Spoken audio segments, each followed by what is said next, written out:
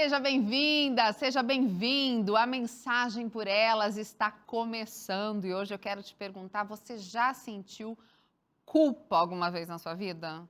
Já se sentiu esmagado por ter feito algo que sabia que não devia e às vezes nem conseguia entender como é que alguém poderia te perdoar? E essa culpa fez o que com a tua vida? Esse tema com certeza vai mexer com algumas coisas do nosso dia a dia. Mas antes de entrar no nosso tema bíblico, eu queria te dar um presente. Sim, marcadas pela fé.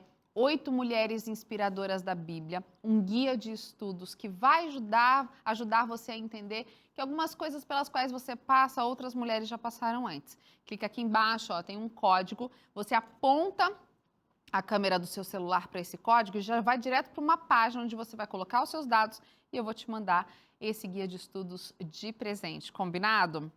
Agora a gente tem o nosso momento em que você vai convidar outras pessoas para assistir a nossa próxima meia hora de estudos. Hoje nós vamos falar sobre culpa, sobre graça e sobre perdão. Se você está precisando lidar melhor com alguma culpa aí, se você está precisando entender melhor o que é a graça, continue com a gente. O intervalo é rapidinho, só 30 segundos e eu já volto.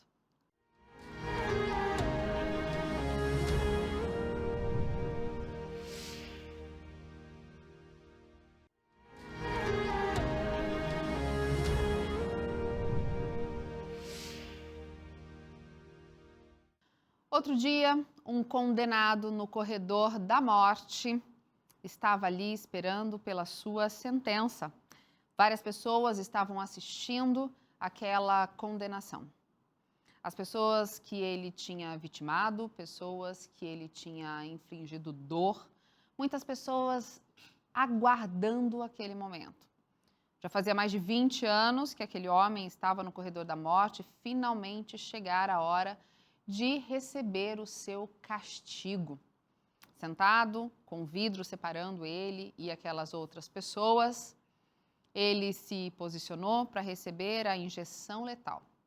Aquelas 15 pessoas na sala poderiam ver o seu último suspiro, poderiam se alegrar ou sentir aquele sentimento de justiça, de que finalmente ele recebeu a punição pela sua culpa.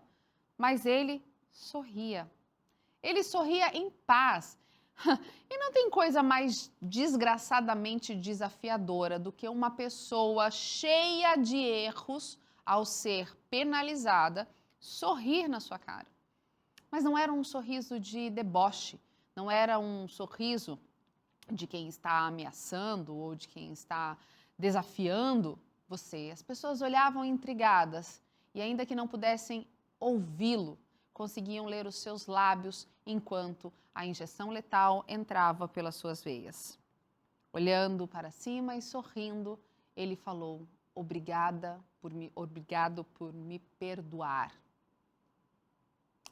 Até o próprio médico encarregado daquilo olhou meio perturbado, as pessoas assim afoitas, e ele sorria emocionado e repetia: obrigado por me perdoar, obrigado por me perdoar.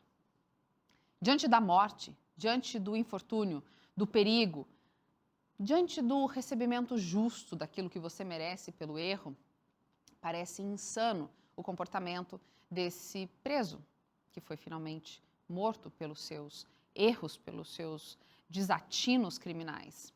Mas, quando você encontra a graça, você não consegue simplesmente ficar armado e encarar as outras pessoas, porque a graça, ela não tem explicação. Ela te lava, te limpa e tira de você um fardo pesado da culpa. O que a gente sabe desse prisioneiro é que na prisão, através de cartas, ele conheceu a Cristo. E uma pessoa sucessivamente lhe mandava cartas e estudos, e ele entendeu o tamanho do seu pecado, o tamanho do seu erro.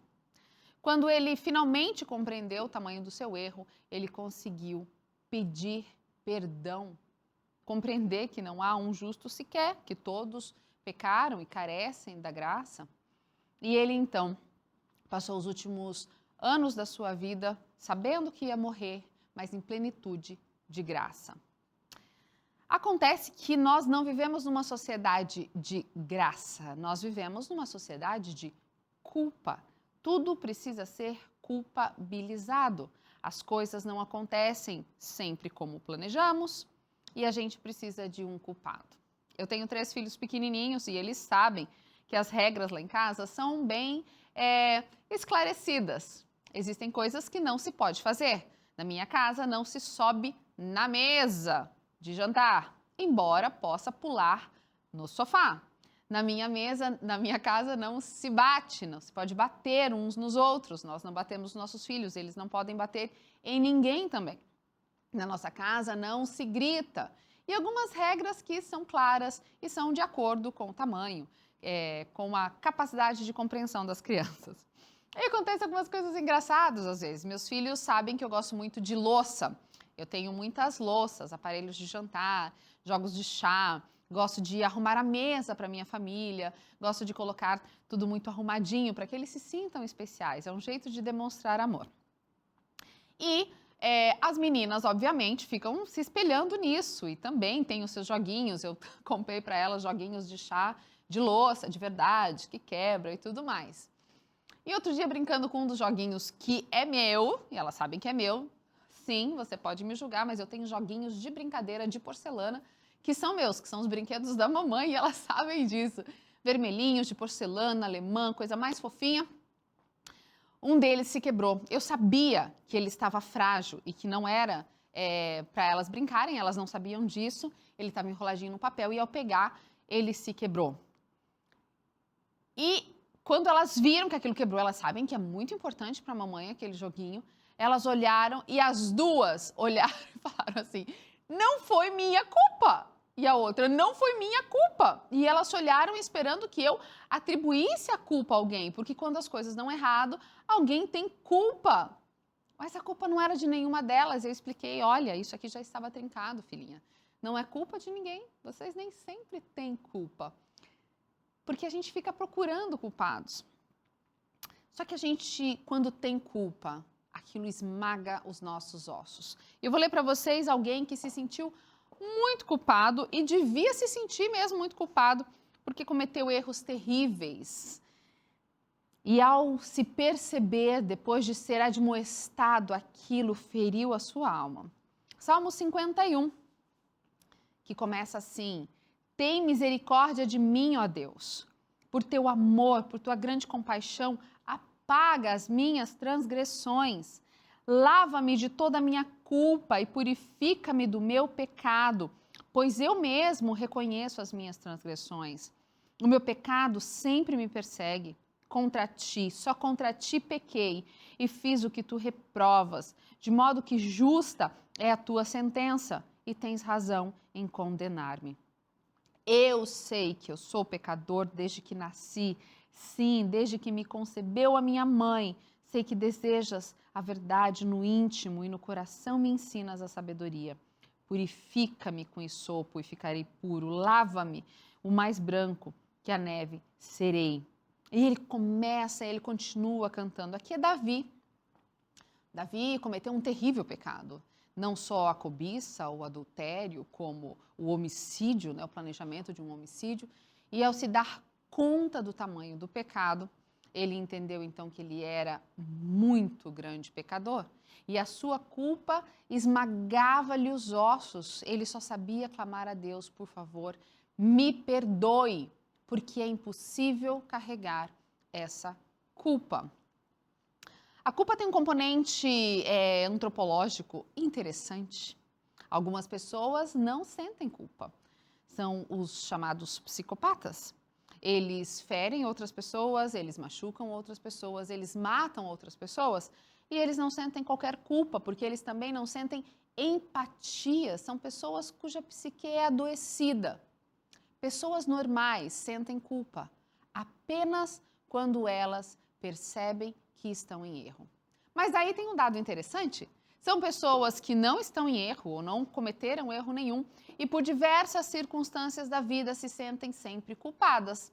Por exemplo, as mães. Muitas mães se sentem culpadas porque comeram e o filho ainda não comeu, ou porque estão longe das suas crianças em algum momento que tiveram que se ausentar. Mesmo que sejam frequentes, mesmo que sejam mães presentes, elas sentem que elas não deveriam sair de perto. E essas culpas, que não são culpas de verdade, para alguns da psicanálise e da psicologia podem parecer neuroses, fazem com que as pessoas se encolham como se sob um peso que esmaga. Porque a nossa sociedade busca culpados o tempo todo. É como se a gente precisasse apontar, olha ele, foi ele. Olha ela, foi ela não é a mãe perfeita que faz isso, isso, isso e isso. Ele não é o marido perfeito que faz assim, assim, assado. Nós estamos o tempo inteiro procurando culpados porque a gente precisa dar uma justificativa para as coisas que dão errado. E nem sempre a culpa que você sente é de fato uma culpa real, mas uma culpa imaginária. É a culpa que você sente por algo que você acredita que não deveria ser como é. Você sente culpa porque você tem dinheiro, comida e casa, enquanto outras pessoas estão pobres, miseráveis, não têm o que comer, não têm o que vestir, ainda que você não tenha feito nada para elas estarem naquele estado, você também não fez nada para que elas não estivessem naquele estado. O que não deixa de ser uma megalomania, afinal de contas você não pode resolver os problemas do mundo, mas aí você se culpa porque você pensa assim, que não pode resolver os problemas do mundo, e daí todas as pessoas pensando como você, ninguém faz nada pelos problemas do mundo. E a gente entra num centro de culpa em que a gente já não sabe o que é de verdade, o que é de mentira, o que é uma culpa pela qual eu preciso pedir perdão e me regenerar e o que é aquela culpa que eu preciso basicamente entender. Do que você se sente culpado?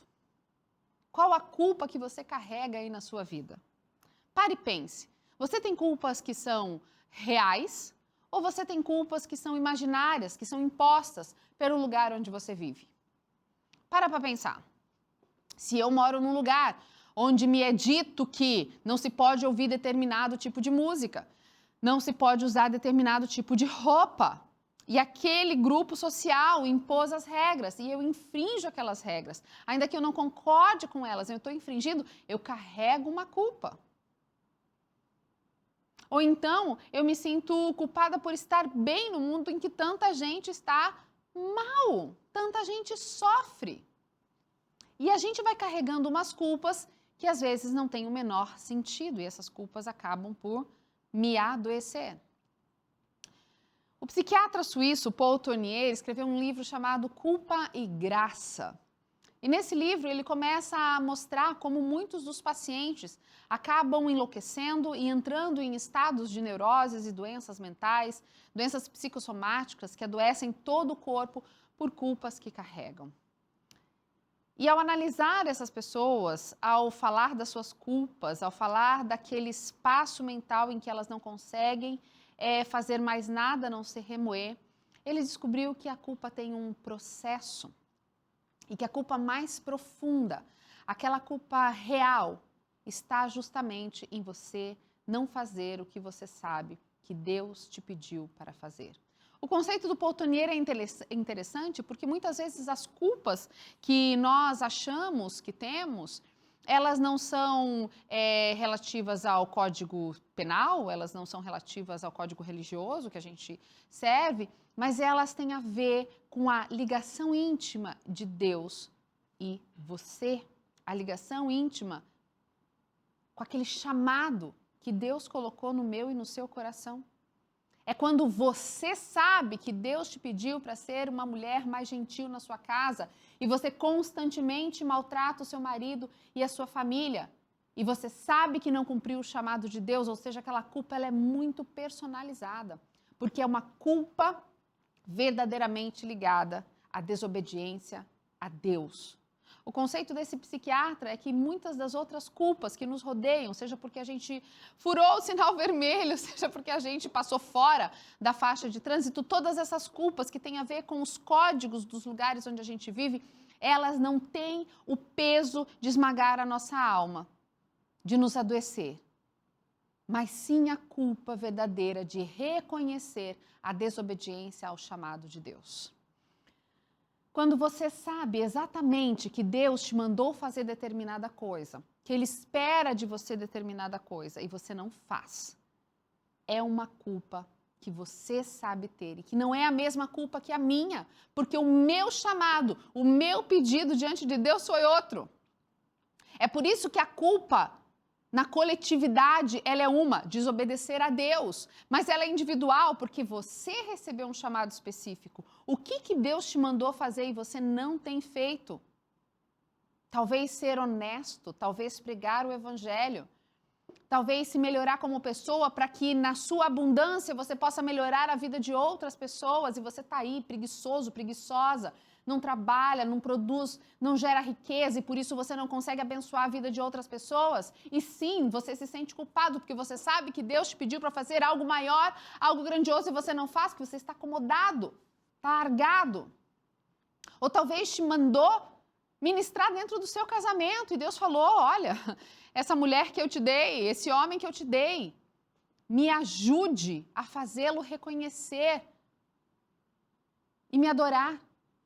E você dentro de casa tem sido impaciente, egoísta.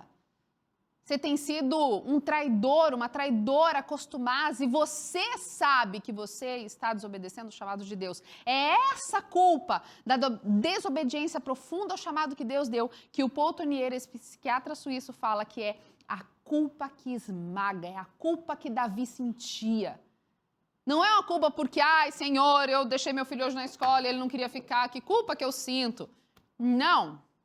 Não são essas culpas que a gente vai arrumando para se fazer de vítima diante das circunstâncias? Não. Não é essa culpa por, de repente, chegar num lugar onde só pode usar saia e você está usando calça. Não. Não é a culpa porque você usou um batom de determinada cor e naquele lugar não se usa maquiagem. Não. Não são essas culpas de padrões, não são essas culpas de coisas que os outros poderiam nos perdoar. É a culpa suprema de se saber desobedecendo a Deus. É a culpa de desconectar-se do chamado de Deus. Mas você sabe qual é o problema da culpa? O problema da culpa é que, ao ser esmagado por ela, você não se acha merecedor do perdão e da graça. Para alguns estudiosos do comportamento humano, existe uma pirâmide, que eles chamam de pirâmide do indivíduo, com 3 níveis. Na pirâmide do indivíduo, a base é quem você é. É a crença do ser. Quem que eu sou? Logo acima é a crença da sua capacidade, o que eu sou capaz de fazer, o que eu posso fazer. E logo acima, no topo da pirâmide, é a crença de merecimento. O que eu mereço a partir disso? Quando eu sei que eu sou bom, que eu sou amoroso, que eu sou compassivo, eu logo faço coisas amorosas e compassivas, eu tenho capacidade de fazer isso ou aquilo. E mediante essas 2 crenças bem elaboradas, eu sei que eu mereço justiça, eu mereço amor, eu mereço um bom tratamento. Crianças que conhecem a sua identidade, crianças que sabem que são fortes, que são inteligentes, que são amadas, que são filhos de Deus, elas imediatamente na crença superior de capacidade, elas sabem que elas podem fazer coisas boas, que elas sabem fazer coisas grandes, que se persistirem elas fazem coisas ainda melhor. E por isso elas merecem ser respeitadas, elas merecem ser amadas. As suas crenças de capacidade influenciam as suas crenças de merecimento. Mas quando você se acha pecadora, pecador, e você está constantemente sob a culpa de estar desobedecendo o chamado de Deus, então você entende que você não sabe fazer a vontade de Deus. E sabe, no final das contas, todos nós somos o quê? Pecadores. Eu e você erramos, eu e você pecamos e, na verdade, nenhum de nós merece nada. Só que daí Cristo vem com uma novidade e ele diz assim, eu transformo você em filho amado. Aquele meu sacrifício para quem me aceita transforma você em filho amado. Então, você não é só mais um pecador, agora você é um filho amado. E isso começa a afetar a minha crença de capacidade. Se eu sou um filho amado, eu sou capaz de fazer boas coisas. E em Cristo eu sou capaz de fazer coisas melhores. Então eu mereço alguma coisa. Não porque eu em mim mesma tenho algum mérito, mas porque através dele eu mereço a graça que ele dá liberadamente. É porque eu fiz alguma coisa que vale a pena? Não. É porque a graça é algo que Ele dá ao me transformar num filho amado de Deus. E isso muda o jogo. Isso muda o jogo todo.